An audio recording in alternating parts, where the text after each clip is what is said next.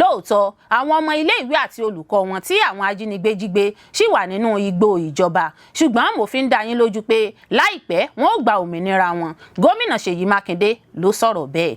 Sunday Igboho kọ̀wé sí ìjọba ìpínlẹ̀ Ọ̀yọ́, ó lóun ṣetán láti rán ó kéré tán ọmọ ẹgbẹ́ ẹ̀ṣọ́ aláàbò ìrú ẹkùn méjì sí àwọn ilé ìwé ìjọba nípínlẹ̀ Ọ̀yọ́. Kò dín lẹ́gbẹ̀rún 13 agbésùnmọ̀mí tó ti fi ikú ṣèfàjẹ, tí ikú tó ní ṣe nípa ìgbésùnmọ̀mí sì ti dínkù jọjọ. Ààrẹ Tinubu ló gbóṣùbà káre fún ìṣèjọba rẹ̀ láyàjọ́ June 12. Láyàjọ́ June 12, ìgboro rẹ́rìn o, ń ṣe lójú ọjọ́ ṣúkúrúkúrú fún bí ìfẹ̀hónúhàn ìlú ò fararọ́ ṣe wáyé káàkiri àwọn ìpínlẹ̀ tó fi mọ́ olú ìlú l'Àbújá. Ṣe parọ́ tàn wá jẹ o, kò sí democracy ní Nàìjíríà, ìjọba alágbádá lásán là ń lò. Nítorí náà ìjà fún ìṣèjọba àwarawa sì ń tẹ̀síwájú. Ilé Ìgbìmọ Aṣòfin Àgbà ilẹ̀ Nàìjíríà sọ pé ó ti di dandan fún ẹ̀ka ààbò DSS láti máa fi páńpẹ́ òfin gbé àwọn afurasi bandit tó ń ṣàfihàn owó lójú òpó ayelujara. Ilé Aṣòfin Orílẹ-èdè Nàìjíríà buwolu àbádòfin tó ní í ṣe pẹ̀lú ìdásílẹ̀ ọlọ́pàá ìpínlẹ̀ ní Nàìjíríà. Ẹgbẹ́ OPC àti àwọn ẹgbẹ́ ilẹ̀ Yorùbá míì bu ẹnu àtẹ́lu ìjọba àpapọ̀ àti ìjọba ìpínlẹ̀ Ọ̀yọ́ fún àìkójú òṣùwọ̀n wọn láti dóòlà àwọn akẹ́kọ̀ọ́ tí àwọn ajínigbé jí gbé l'Ógbómọ̀ṣọ́. Ilé ẹjọ́ gíga ìlú Àbújá gbé ọkùnrin 5 jù sẹ́wọ̀n pẹ̀lú ẹ̀sùn ṣíṣe àtìlẹ́yìn àti pípèsè ohun ìjà fún àwọn apànìyàn.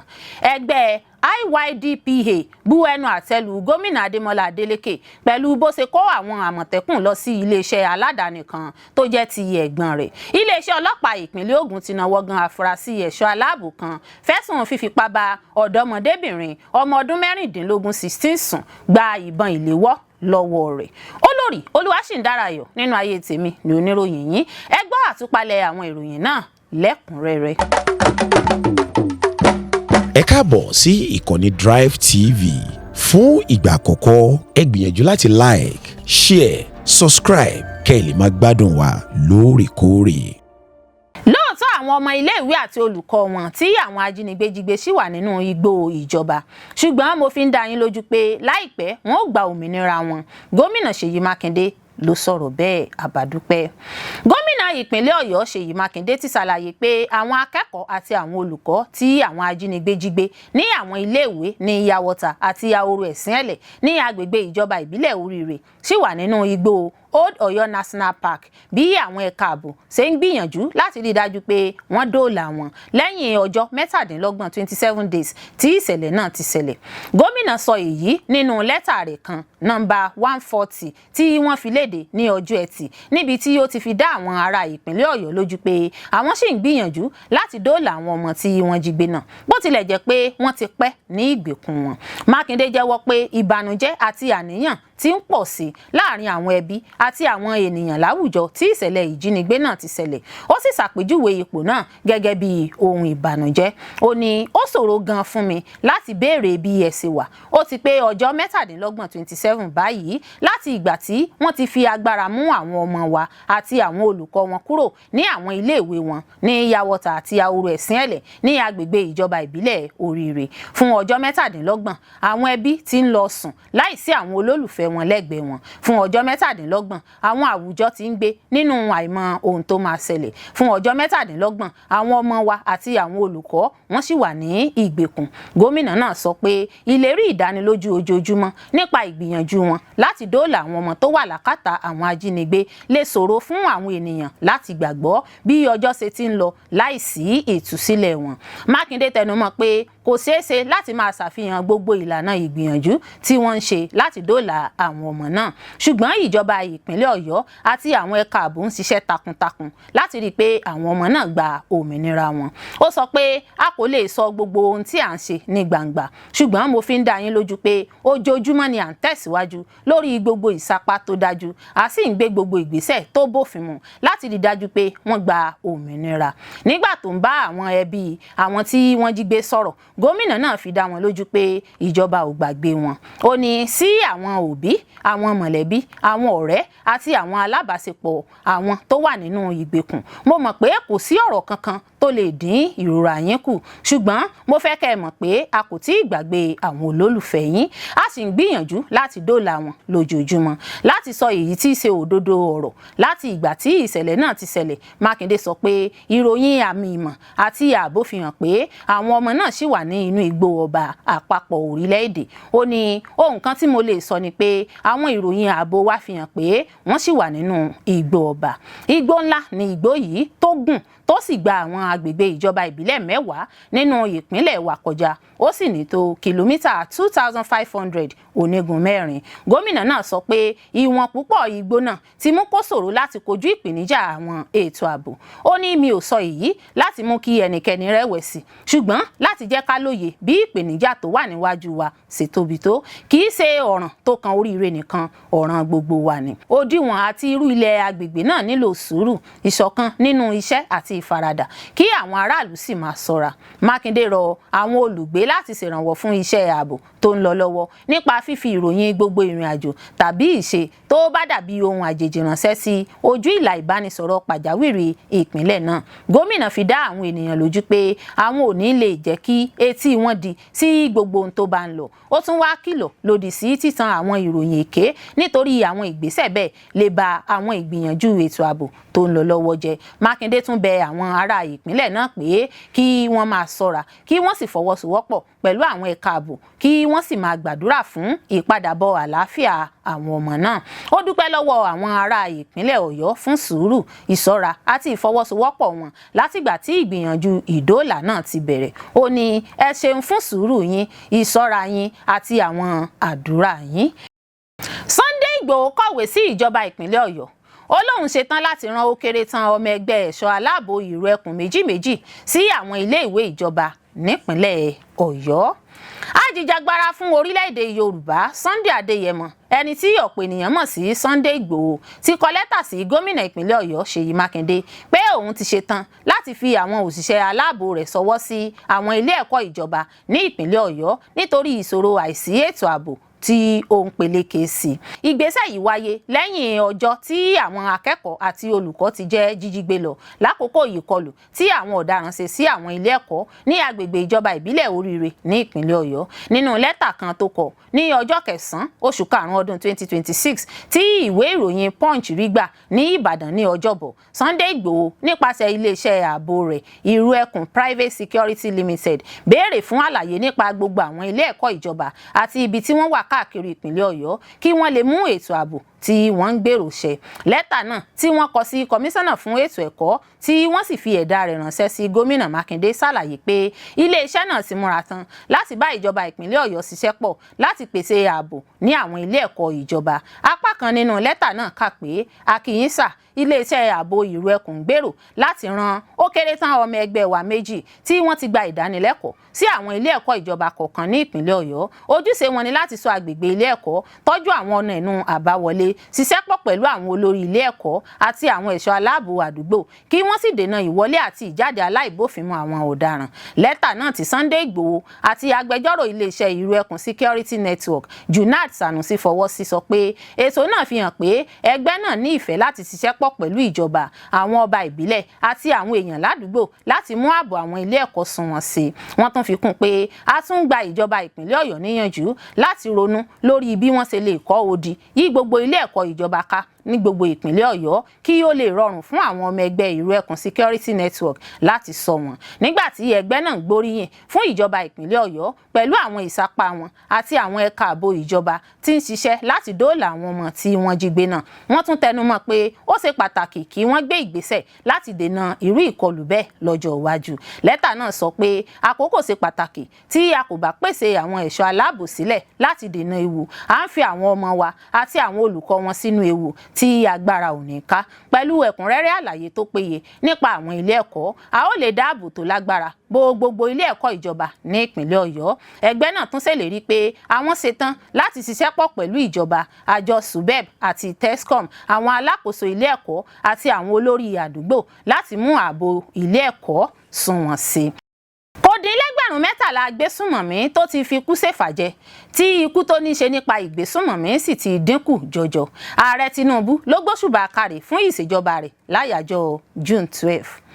Ààrẹ Bọ́lá Ahmed Tinubu lọ́jọ́ Ẹtì Friday gbé òṣùbà káre fún ìṣèjọba rẹ̀ lórí ọ̀rọ̀ ètò ààbò. Nínú ọ̀rọ̀ rẹ̀ ó ní agbésùnmọ̀mí tí kò dín ní ẹgbẹ̀rún 13 13,000 terrorists ní ìṣèjọba òun ti pa láwọn ọdún díẹ̀ sẹ́yìn. Ó tún ṣàfihàn pé ikú tó ní ṣe pẹ̀lú ìgbésùnmọ̀mí ní Nàìjíríà ti dínkù. Tinubu sọ èyí nígbà tó ń bá orílẹ̀-èdè yìí sọ̀rọ̀ níbi àyájọ́ ọdún 17 ìṣèjọba òṣèlú àwarawa tí èyí jẹ́ ẹlẹ́ẹ̀kẹrin lẹ́yìn ìgbà tó gba ipò gẹ́gẹ́ bí ààrẹ orílẹ̀-èdè yìí ní ọdún 2023. Ó ní a ti tẹ̀síwájú lọ sí ìlú òkèèrè bíi United States, France àti àwọn ìlú mìíràn ní òkè òkun fún ìdánilẹ́kọ̀ọ́ àti kíkó àwọn ẹ̀ṣọ́ aláàbò. Ní Àrègè ìpínlẹ̀ Borno, àbá ibùba àwọn agbésùnmọ̀mí ISWAP jẹ́ ikú tó ní ṣe pẹ̀lú ìgbésùnmọ̀mí ti dínkù sí ìpele 80% láti ọdún 2015. Bákan náà kò dín ní 30,000 agbésùnmọ̀mí láti sọ di aláìmọ̀kan ní àwọn ọdún díẹ̀ sẹ́yìn. Ó ní mo ka èyí sí èrè tí ìjọba mi jẹ gẹ́gẹ́ bí ìfarajìn ètò ààbò. Ó pàkíyèsí ètò ìnáwó tó ya ẹgbẹ̀lẹ́gbẹ̀ owó náírà 5.41 trillion naira fún ètò ààbò, èyí tó jẹ́ èyí tó pọ̀ jùlọ nínú ètò ìṣúná ààbò nínú ìtàn orílẹ̀-èdè yìí. Lábẹ́ bẹ́ẹ̀ ni a tún gba àwọn ọlọ́pàá àti àwọn ọmọ ogun tí kò dín ní 50,000 fún ìdásí ètò ààbò pàjáwìrì. Ó wá fi kún wípé ìṣàkóso wa ti ṣetán, a sì ti gbáradì láti tún tẹ̀síwájú àti láti dáàbò bo àwọn ènìyàn wa. Láyàjọ́ June 12, ìgboro rẹ́rìn o, ń ṣe lójú ọjọ́ ṣúkúrúkúrú fún bí ìfẹ̀hónúhàn ìlú òfararọ́ ṣe wáyé káàkiri àwọn ìpínlẹ̀ tó fi mọ́ olú ìlú l'Àbújá. Ṣé bí ọ̀dẹ̀ ò bá dùn bí ìgbẹ́ nílùú rí? Àsàmọ̀ yìí gan ló ṣe déédéé bí nǹkan ṣe lọ jákèjádò ilẹ̀ Nàìjíríà láyàjọ́ June 12 tí í ṣe àyájọ́ ìjọba àwarawa democracy. Lọ́jọ́ Ẹtì Friday ọjọ́ 12 oṣù kẹfà tí wọ́n fi sọrí àyájọ́ ìjọba àwarawa democracy ní Nàìjíríà. Ń ṣe lọ́pọ̀ àwọn èèyàn ọmọ Nàìjíríà jákèjádò àwọn ìpínlẹ̀ káàkiri tú jáde fẹ̀hónú hàn tako bí nǹkan ṣe rí lásìkò yìí látàrí bí nǹkan kò ṣe fararọ káàkiri lórílẹ̀-èdè Nàìjíríà báyìí, pàápàá lẹ́ka ààbò àti ọrọ̀ ajé. Èyí ló mú káwọn èèyàn náà tú jáde láyàjọ́ ìjọba democracy. Lólú ìlú ilẹ̀ wa Nàìjíríà, ìwọ́de náà bẹ̀rẹ̀ ní déédéé aago 8 òwúrọ̀. Ń ṣe làwọn olùwọ́de lọ́pọ̀ yanturu lẹ́gbẹ́lẹ́gbẹ́ lọ́gbà àti ọ̀gọ̀ọ̀rọ̀ àwọn èèyàn ti ya wọ ìlú Àbújá láti fi ẹ̀hónú wọn hàn nípa ohun tí wọ́n ń là kọjá lórílẹ̀-èdè. Ṣé lóòótọ́ bí ìṣòro bá pọ̀ lápọ̀jù ẹ̀mí èèyàn lè bọ́ sí i? Kí èso ìwọ́de ọ̀hún tó bẹ̀rẹ̀ ní agbègbè Bẹ́gà tó wà nílùú Àbújá ní olùdarí ẹgbẹ́ Take It Back Movement ìyẹn Ọmọyẹlé Sowore ti sọ̀rọ̀ nípa àìsí ààbò tó ń fa ìjínigbé, ìṣòro tó ń kojú ọrọ̀ ajé, àìsí ìdàgbàsókè, ọ̀wọ́n gógó ọjà àti bẹ́ẹ̀ bẹ́ẹ̀ lọ. Bákan náà ni Sowore sọ pé bí ìgbà tí ìjọba àwarawa yìí ń padà sẹ́yìn ni, kò sí ìlọsíwájú kankan lẹ́yìn bíi ọdún 23 tí democracy ti wà. Sowore sọ pé ó ti rẹ Ààrẹ Bọ́lá Tinubu, níṣe ló yẹ kí ó kó ẹrù rẹ̀ kó máa lọ, kó juwọ́ jùsẹ̀ sílẹ̀ pé òun ò ṣe mọ́. Àmọ́ ariwo sáà kejì ló tún pa kiri. Ó ní kíjọba gbé ìgbésẹ̀ kí a mọ̀ sá lórí ìjínigbé kí ààbò àwọn aráàlú lè túbọ̀ dára sí i. Kí ìṣòro ọrọ̀ ajé di àtẹ̀mọ́lẹ̀ pátápátá, kí owó oúnjẹ tó lọ sókè wálẹ̀ bí lálá tó lọ sókè sí wálẹ̀. Bákan náà ló ní kí ìjọba fagilé àwọn ètò tí kò mú ìgbésí ayé rọrùn. Ó ní pabambarì rẹ̀ ní kí àwọn akẹ́kọ̀ọ́ àti àwọn olùkọ́ tí wọ́n jí gbé padà sílé lálàáfíà.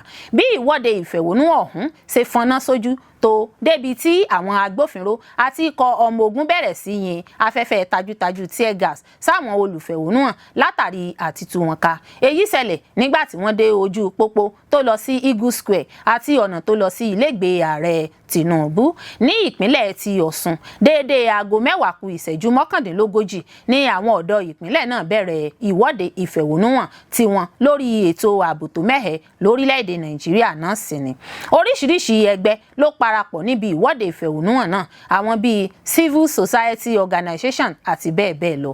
Nínú ọ̀rọ̀ Waheed Lawal, alága ẹgbẹ́ civil society organization, ó bu ẹnu àtẹ́lu ìṣèjọba Ààrẹ Bọ́lá Tinubu látàrí bí kò ṣe sí ètò ààbò tó péye àti bí ọ̀wọ́n gógó oúnjẹ ṣe di wàhálà nínú ìlú. Lawal tẹ̀síwájú pé kí ìjọba Tinubu tètè wá gbogbo ọ̀nà láti gba àwọn akẹ́kọ̀ọ́ àti olùkọ́ táwọn ajínigbé kó lọ níjọba ìbílẹ̀ Oríire l'Ógbómọ̀ṣọ́ àti ní àwọn ìpínlẹ̀ mìíràn ní Nàìjíríà. A kò tí ì gbádùn ìjọba àwarawa rárá lórílẹ̀-èdè Nàìjíríà látìgbà tí ìjọba àwarawa ti bẹ̀rẹ̀ làwọn èèyàn ń sọ. Gẹ́gẹ́ bí ọ̀kan lára àwọn olùwọ́de tó jáde fẹ̀hónúhàn sí sọ, ọ̀gbẹ́ni Saka ṣàlàyé pé àwọn èèyàn Nàìjíríà kò tí ì ní ìrírí ìjọba àwarawa rárá. Ohun tí wọ́n ń dojúkọ lásìkò yìí pọ̀ ju bó ṣe yẹ lọ. Ìpànìyàn àti ìjínigbé ti pọ̀ jù nínú ìṣèjọba àwarawa lórílẹ̀-èdè Nàìjíríà yìí. Ohun tí àwọn èèyàn olùfẹ̀hónúhàn náà panupọ̀ fẹnu kò sí ni pé kí ààrẹ Bọ́lá Tinubu tètè ṣe àtúnṣe sí rúdurùdu tó gba orílẹ̀-èdè Nàìjíríà lásìkò yìí kí nǹkan má bàa bàjẹ́ kọjá bó ṣe yẹ lọ. Níbi ìwọ́de ọ̀hún, oríṣiríṣi pátákó ni àwọn olùwọ́de gbé lọ́wọ́ tí àkọlé náà ṣe àfihàn kò sí ètò ààbò àti bẹ́ẹ̀ bẹ́ẹ̀ lọ. Bákan náà ni àwọn kan ń pe ààrẹ láwọn orúkọ tó tàbùkù ìṣèjọba rẹ̀. Wọ́n ní àwọn kò faramọ́ bó ṣe ń lọ rárá. Wọ́n yí àtàwọn gbólóhùn àkọlé míì làwọn èèyàn ń sọ níbi ìwọ́de ìfẹ̀hónúhàn ọ̀hún. Kódà àwọn kan ní tí kò bá wọ̀ kí ààrẹ Bọ́lá Tinubu ó kọ̀wé fi ipò rẹ̀ sílẹ̀. Ká má ṣe parọ́ tàn wá jẹ o, kò sí democracy ní Nàìjíríà, ìjọba alágbádá lásán là ń lò. Nítorí náà ìjà fún ìṣèjọba àwarawa sì ń tẹ̀síwájú. Fálànà ló sọ̀rọ̀ sókè bẹ́ẹ̀.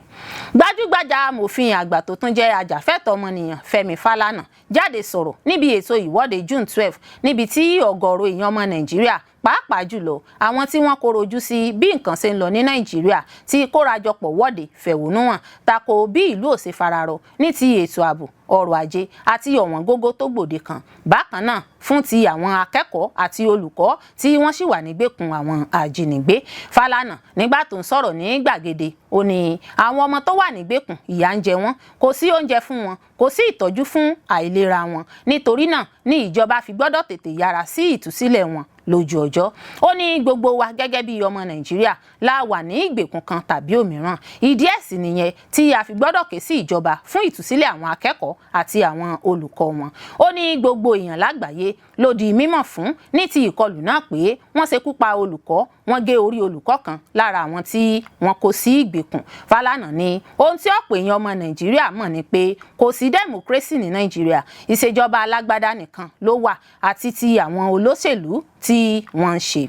Lónìí ọjọ́ Ẹtì Friday, ọjọ́ 12 oṣù kẹfà, tí í ṣe àyájọ́ ọjọ́ tí wọ́n yà sọ́tọ̀ gẹ́gẹ́ bí ọjọ́ ìjọba àwarawa June 12. Ṣáájú ní ìpè tí ń lọ yíká pé ìwọ́de ìfẹ̀hónúhàn àyájọ́ June 12 máa wáyé yíkàkiri àwọn ìlú kan tí ó fi mọ́ olú ìlú Nàìjíríà l'Àbújá. Ara àwọn àtẹ̀jáde ìpè náà ti ṣáájú fìdí ẹ̀ múlẹ̀ pé gbajúgbajà amòfin àgbà náà Fẹ́mi Fálànà yóò darapọ̀ mọ́ àwọn èèyàn ọmọ Nàìjíríà níbi ìwọ́de ìfẹ̀hónúhàn ọ̀hún. Gẹ́gẹ́ bẹ́ẹ̀ lọ̀rọ̀ sì rí bí Fálànà ṣe farahàn jáde sọ̀rọ̀ sókè pé kò sí democracy ní Nàìjíríà, ìjọba alágbádá lásán là ń lò, pé nítorí náà ìjà fún ìṣèjọba àwarawa democracy sì gbọ́dọ̀ tẹ̀síwájú.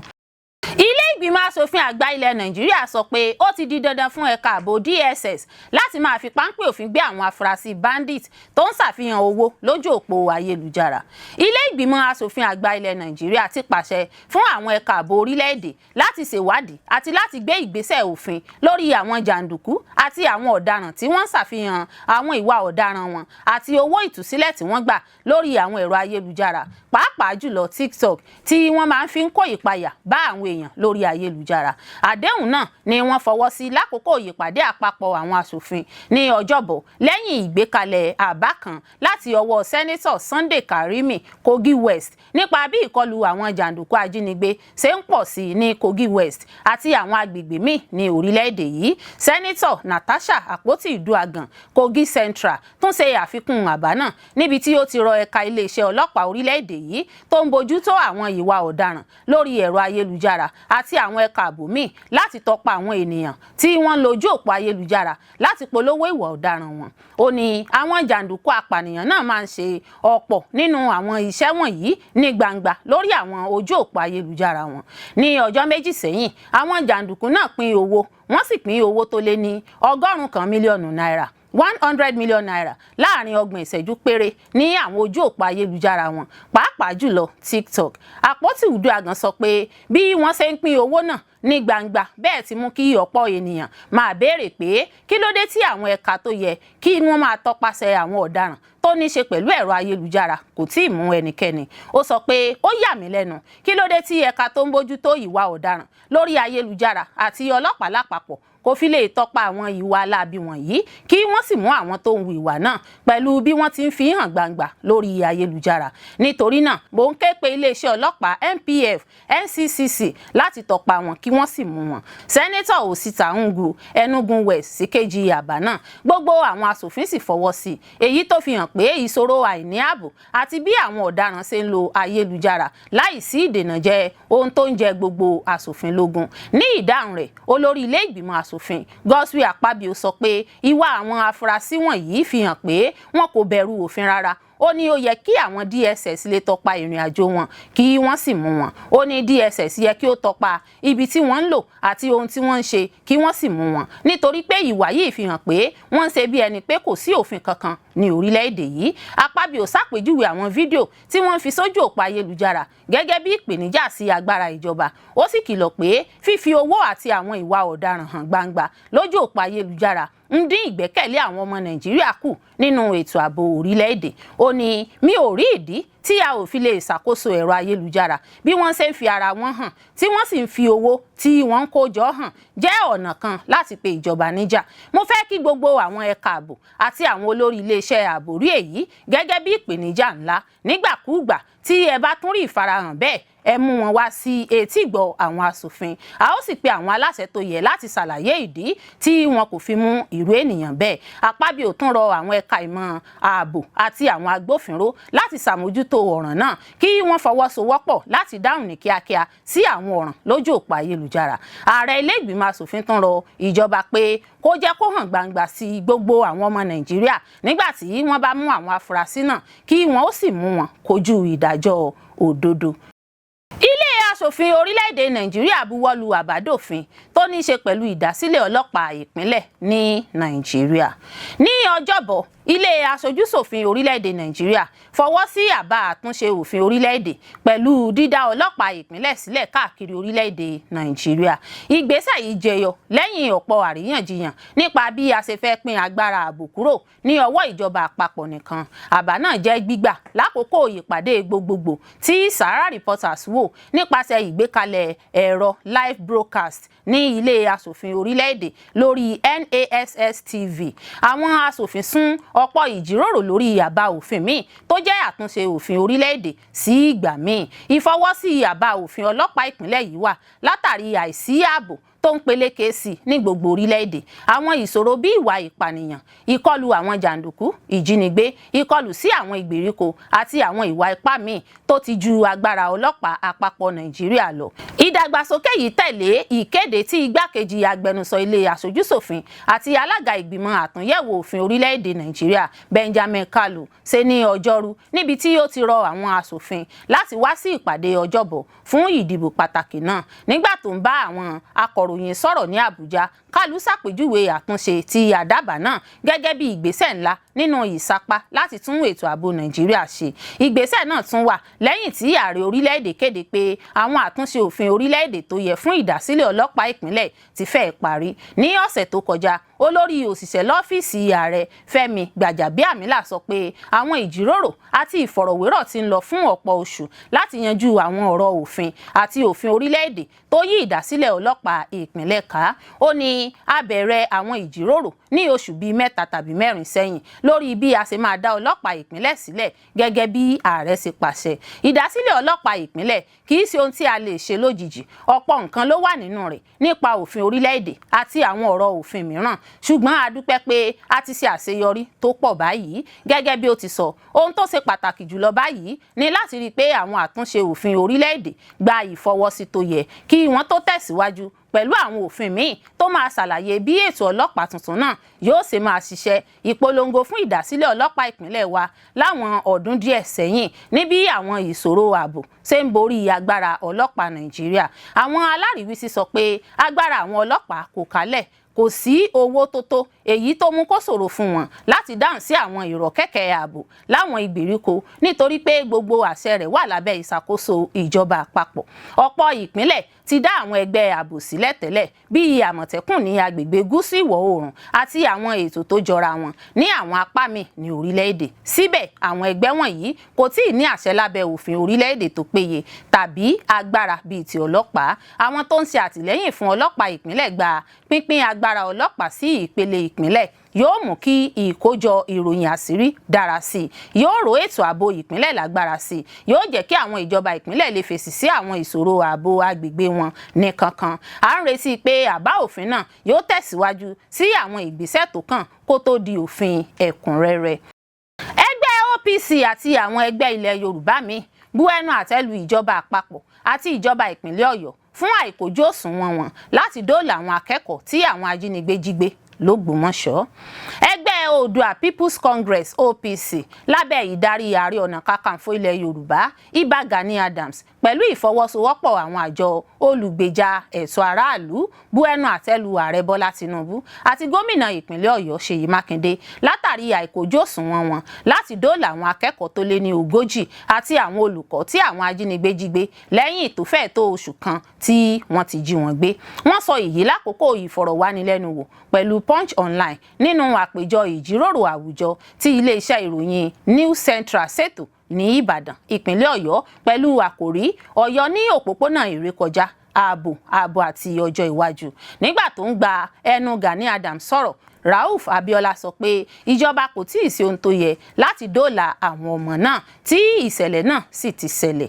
Punch Online ròyìn pé àwọn akẹ́kọ̀ọ́ àti àwọn olùkọ́ ọ̀hún ni wọ́n jí gbé lákòókò ìkọlù tó wáyé ní ilé ìwé Baptist Northern Primary School Yawota, Community Grammar School àti LA Primary School Ẹ̀sìnẹ̀lẹ̀ ní agbègbè ìjọba ìbílẹ̀ Oríire ní ìpínlẹ̀ Ọ̀yọ́ ní ọjọ́ Ẹtì ọjọ́ 15 oṣù karùn-ún ọdún 2026 ní nǹkan bíi aago 9:30 òwúrọ̀. Ní ìtẹ̀síwájú, Abiola sọ pé ìjọba kò ṣiṣẹ́ dáadáa rárá. Mo ti sọ tẹ́lẹ̀ pé abala 14(2)(b) nínú òfin orílẹ̀-èdè Nàìjíríà ọdún 1999 tí a ṣe àtúnṣe rẹ̀ fi ojúṣe ààbò ẹ̀mí àti ohun ìní àwọn aráàlú lé ìjọba lọ́wọ́ ní ìpele ìjọba àpapọ̀ àti ìpínlẹ̀. Nítorí náà, bí ìṣòro bá ṣẹlẹ̀ ní ìpínlẹ̀ kan, ojúṣe gómìnà ni láti gbé gbogbo ìgbésẹ̀ tó yẹ láti yanjú rẹ̀. Ojúṣe gómìnà ní lábẹ́ òfin. Bí gómìnà bá sì ní àǹfààní ìrànlọ́wọ́ láti ọ̀dọ̀ ẹgbẹ́ bíi OPC lábẹ́ aṣáájú Ìbà Gani Adams, ó yẹ kí ó gbà á. Àwọn gómìnà agbègbè gúúsù ìwọ̀ oòrùn náà gbọ́dọ̀ gbé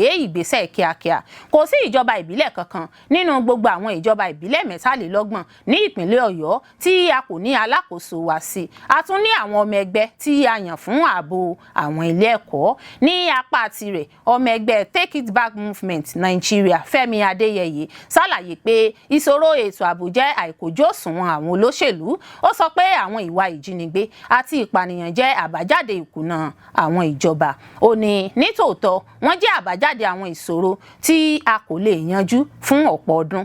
Àwọn ọmọ tí ẹ kò rán sí ilé ìwé, àwọn ènìyàn tí ẹ kò fún ní iṣẹ́ tàbí ààbò àwùjọ, ní báyìí wọ́n ti di irinṣẹ́ jàǹdùkú àti apànìyàn. Kí ni àwọn ọ̀daràn wọ̀nyí ń fẹ́? Àìlera ètò ààbò ní Nàìjíríà ti di ọ̀nà ìṣòwò. Àwọn ajínigbé wà lóòótọ́. Àwọn wo ló ń pèsè oúnjẹ fún wọn? Àwọn wo ló ń fún wọn ní ohun ìjà? Àwọn wo ni wọ́n ní ìdúnàdúrà pẹ̀lú wọn? Ìjínigbé ti wá di ọ̀nà ètò ọrọ̀ ajé.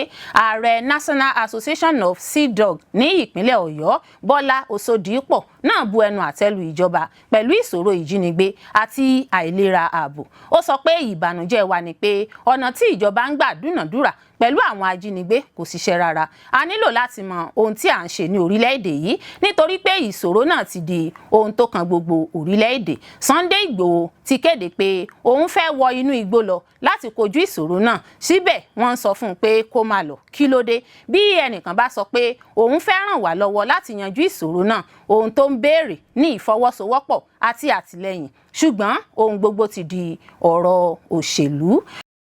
Ilé-ẹjọ́ gíga ìlú Àbújá gbé ọkùnrin 5 jù sẹ́wọ̀n pẹ̀lú ẹ̀sùn ṣíṣe àtìlẹ́yìn àti pípèsè ohun ìjà fún àwọn apànìyàn. Ilé-ẹjọ́ gíga àpapọ̀ ìlú Àbújá ní Ọjọ́bọ̀ ju àwọn ọkùnrin 5 kan sí ẹ̀wọ̀n ọdún 22 22 nítorí ipa tí wọ́n kó nínú ìkọlù tó ṣẹlẹ̀ ní ọjọ́ 21 oṣù kọkànlá ọdún 2025 ní àwọn ilé ẹ̀kọ́ alákọ̀ọ́bẹ̀rẹ̀ àti girama Kátólíìkì St Mary's ní ìjọba ìbílẹ̀ Angwara, ìpínlẹ̀ Niger. Adájọ́ Binsan Nyako gbé ìdájọ́ náà kalẹ̀ lẹ́yìn tí àwọn afurasí náà jẹ́wọ́ ẹ̀sùn 4 tó ní ṣe pẹ̀lú ìpànìyàn, pẹ̀lú ṣíṣe àtìlẹ́yìn fún ìwà ìpànìyàn àti lílo ìbọn láì bófin mu gẹ́gẹ́ bí òfin ti dènà ìpànìyàn àti lílo ìbọn ọdún 2022. Àwọn ọ̀daràn náà ni Yusuf Muhammed tí wọ́n tún mọ̀ sí Bature, Bindi Goni Mutuwa tí wọ́n tún mọ̀ sí Goni Ibrahim, Sani Tuko tí wọ́n mọ̀ sí Danladi, Mubarak Ibrahim àti Musa Alhaji Adamu tí wọ́n mọ̀ sí Gado Banufe. Àwọn òṣìṣẹ́ ẹ̀ka ààbò orílẹ̀-èdè DSS ló mú wọn ní àwọn ibi ọ̀tọ̀ọ̀tọ̀ lọ́sẹ̀ méjì sẹ́yìn. Wọ́n fi ẹ̀sùn kàn wọ́n pé wọ́n kópa nínú gbígbé àwọn ohun ìjà tó ní ìbáṣepọ̀ pẹ̀lú iṣẹ́ apànìyàn ní ìpínlẹ̀ Niger. Lákòókò fífi ìgboro òfin gbé ọ̀kan lára wọn, àwọn DSS gba ìbọn AK-47 15 àti ọta ìbọn 1434 tí wọ́n fi pamọ́ sínú àwọn àpò ẹja gbígbẹ nínú ọkọ̀ ayọ́kẹ́lẹ́ Volkswagen Golf kan. Ilé-ẹjọ́ sì pàṣẹ pé kí ọkọ̀ náà di ohun ìní ìjọba àpapọ̀. Ìkọlù tó ṣẹlẹ̀ ní ọjọ́ 21 oṣù kọkànlá ọdún 2025 ni àwọn ọkùnrin náà ṣe pẹ̀lú alùpùpù nígbà tí wọ́n wọ ilé ẹ̀kọ́ St Mary's ní òwúrọ̀ kùtùkùtù tí wọ́n sì yìnbọn léraléra tí wọ́n sì jí àwọn akẹ́kọ̀ọ́ àti àwọn olùkọ́ ilé ẹ̀kọ́ gbé. Ní àkókò ìṣẹ̀lẹ̀ náà, nǹkan bíi akẹ́kọ̀ọ́ 50 sá àsálà, ṣùgbọ́n àwọn akẹ́kọ̀ọ́ tó lé ní 250 míì ni wọ́n kó lọ sínú igbó Kanji Lake. Ẹ̀sùn kìíní, ilé-ẹjọ́ sọ pé láàrin ọjọ́ 17 sí 16 oṣù kẹrin ọdún 2026, àwọn ọ̀daràn náà gbìmọ̀ pọ̀ láti gbé ìbọn AK-103 15 àti ọta ìbọn 7.62 mm tó tó 1434 láti agbègbè Difa ní orílẹ̀-èdè Republic of Niger lọ fún àwọn afurasí Boko Haram Malam Ahmad ní ìjọba ìbílẹ̀ Bogu, ìpínlẹ̀ Niger. Ẹ̀sùn kejì, wọ́n ní àwọn afurasí náà ṣe ìrànlọ́wọ́ fún iṣẹ́ ìpànìyàn nípa gbígbé àwọn ohun ìjà náà lọ fún jàǹdùkú. Ẹ̀sùn kẹta, wọ́n mú àwọn kan lára wọn pẹ̀lú àwọn ohun ìjà náà tí wọ́n fi pamọ́ sínú àpò ẹja gbígbẹ nínú ọkọ̀ Volkswagen Golf 3 aláwọ̀ búlù tí ó ní nọ́mbà ìdánimọ̀ BT 9990DA ti orílẹ̀-èdè Republic of Niger lójú òpópónà Kano sí Kaduna ní Zaria.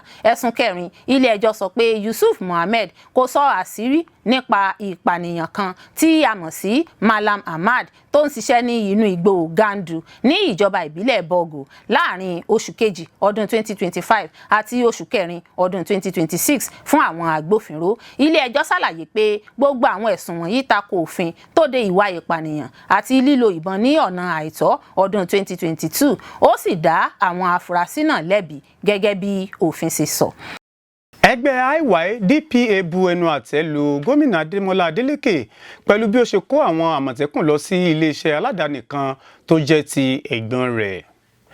Ẹgbẹ́ olùgbèjà àwùjọ kan Initiative for Youth Development and Peace Advocacy IYDPA ti kọ̀rọ̀ ojú sí bí gómìnà Adémọ́lá Adélékè ṣe kó àwọn àmọ̀tẹ́kùn lọ sí iléeṣẹ́ agbára aládàáni kan tó jẹ́ tẹ̀gbọ́n rẹ̀ Dókítà Dèjì Adélékè ní ìpínlẹ̀ Ondo. Ẹgbẹ́ náà ṣàpèjúwe ìṣẹ̀lẹ̀ náà gẹ́gẹ́ bí ohun tó ń fa ìyọnu, ó sì pe ìjọba ìpínlẹ̀ Ọ̀ṣun láti ṣàlàyé ní kíkún àwọn ìdí tó fi kó àwọn ọmọ ogun ààbò tí ìjọba ìpínlẹ̀ dá sílẹ̀ láti kó wọn lọ sí iléeṣẹ́ aládàáni kan ní ìpínlẹ̀ Ọ̀ṣun. Ẹgbẹ́ náà ṣàpèjúwe ìṣẹ̀lẹ̀ náà gẹ́gẹ́ bí ohun tó fa ìyọnu, ó sì pe ìjọba ìpínlẹ̀ Ọ̀ṣun láti ṣàlàyé ní kíkún àwọn ìdí tó fi kó àwọn ọmọ ogun ààbò tí ìjọba ìpínlẹ̀ Ọ̀ṣun dá sílẹ̀ lọ sí aládàáni kan tí kìí ṣe ìpínlẹ̀ Ọ̀ṣun. Nínú àtẹ̀jáde kan tí olùdarí gbogbogbò ẹgbẹ́ náà Abdulrahman Al-Ami àti agbẹnusọ rẹ̀ Akínwálé Kẹ́hìndé fi léde ní Ọjọ́bọ̀ ní Òṣogbo, ẹgbẹ́ náà sọ pé kò dín ní 50 ọmọ ogun àmọ̀tẹ́kùn ni wọ́n kó lọ sí Pacific Energy Company tó wà ní abúlé Ọmọ́tọ̀ṣọ́ lọ́nà Benin sí Ọ̀rẹ́ ní ìpínlẹ̀ Ondo. Gẹ́gẹ́ bí ẹgbẹ́ náà ṣe sọ, kíkó àwọn ọmọ ogun náà lọ síbẹ̀ ti ń dá awuyewuye sílẹ̀ nípa ohun tí ìjọba ìpínlẹ̀ fi ṣe àkọ́kọ́ ṣe ní àkókò tí ọ̀pọ̀ agbègbè ní ìpínlẹ̀ Ọ̀ṣun sì ń dojú kọ àwọn ìṣòro ààbò bíi ìjínigbé àti àwọn ìwà ọ̀daràn míì. Ẹgbẹ́ náà sọ pé wọ́n dá Àmọ̀tẹ́kùn sílẹ̀ láti ṣiṣẹ́ pẹ̀lú àwọn iléeṣẹ́ ààbò míì láti dáàbò bo ẹ̀mí àti ohun ìní àwọn ará ìpínlẹ̀ Ọ̀ṣun nínú ìpínlẹ̀ náà ni kì í ṣe kí wọ́n máa lò wọ́n fún iṣẹ́ aládàáni níta. Àtẹ̀jáde náà ní àwọn ará ìpínlẹ̀ Ọ̀ṣun ní ẹ̀tọ́ láti mọ ìdí tí àwọn òṣìṣẹ́ aláàbò tí wọ́n sanwó oṣù fún ṣe fi ìpínlẹ̀ Ọ̀ṣun sílẹ̀ tí wọ́n sì ń lọ ṣiṣẹ́ ní iléeṣẹ́ aládàáni kan níta nígbà tí àìlera ààbò sì jẹ́ ìṣòro ní ọ̀pọ̀ agbègbè. Ẹgbẹ́ náà tún ṣàfihàn ìbànújẹ́ wọn lórí àwọn ìròyìn tó sọ pé ọ̀kan lára àwọn ọmọ ogun náà, ọmọ bíbí ìjọba ìbílẹ̀ Ẹgbẹ́dọ̀rẹ́ tó wà lára àwọn tí wọ́n kó lọ farapa gidi nínú ìjàmbá kan nígbà tó rin ìrìn àjò lọ sí ìpínlẹ̀ Ondo, àti pé wọn kò fún un ní ìrànlọ́wọ́ tó péye lẹ́yìn ìjàmbá náà tó sì yọrí sí ikú. Títí di àkókò tí à ń kó ìròyìn yìí jọ, ìjọba ìpínlẹ̀ Ọ̀ṣun kò tíì dáhùn tàbí ṣàlàyé kankan lórí àwọn ẹ̀sùn wọ̀nyí. Iléeṣẹ́ ọlọ́pàá ìpínlẹ̀ Ògùn ti náwó gan afurasí ẹ̀ṣọ́ aláàbò kan fẹ̀sùn fipá bá ọmọdébìnrin ọmọ ọdún 16 sùn gba ìbọn ìbílẹ̀ lọ́wọ́ rẹ̀. Ó mà ṣe o, ẹni agbójú okùnlé kò jọ ẹni àgbà.